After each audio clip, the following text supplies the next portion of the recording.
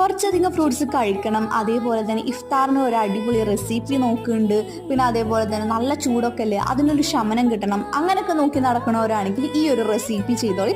എല്ലാവർക്കും അറിയണ റെസിപ്പി തന്നെയാണ്, പക്ഷേ അറിയാത്തവരുണ്ടെങ്കിൽ ഒന്ന് ട്രൈ ചെയ്തോ. അതിന് വേണ്ടിയിട്ട് ഒരു പാക്കറ്റ് പശുവും പാലെടുക്കുക, നല്ല ഫുൾ ഫാറ്റ് മിൽക്ക് എടുക്കുക, അതിലോട്ട് ഒരു 1/2 കപ്പ് വെള്ളം ചേർക്കുക.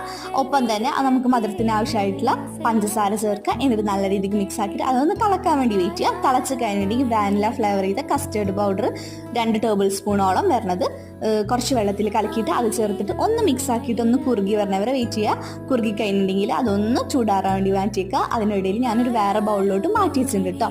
ഇനി അതിലോട്ട് നമുക്ക് ആവശ്യമുള്ള അധികം തന്നെ ഫ്രൂട്ട്സ് ഒക്കെ ആഡ് ചെയ്യാം കേട്ടോ. നമുക്ക് നേന്ത്രപ്പഴം വേണമെങ്കിൽ അതൊക്കെ ആഡ് ചെയ്യുക. എല്ലാതും അടിപൊളിയായിരിക്കും ഈ ഒരു വാനില ഫ്ലേവറിലോട്ട് വരുമ്പോൾ. അപ്പോൾ ഞാൻ ഏതായാലും കുറച്ചധികം ഫ്രൂട്ട്സ് ഒക്കെ ചേർത്തുണ്ട്. എന്നിട്ട് നല്ല രീതിക്ക് മിക്സ് ആക്കി, എന്നിട്ട് ബൗളിലോട്ട് ഐസ്ക്രീം സ്കൂപ്പ് ഇട്ട് സെർവ് ചെയ്തു.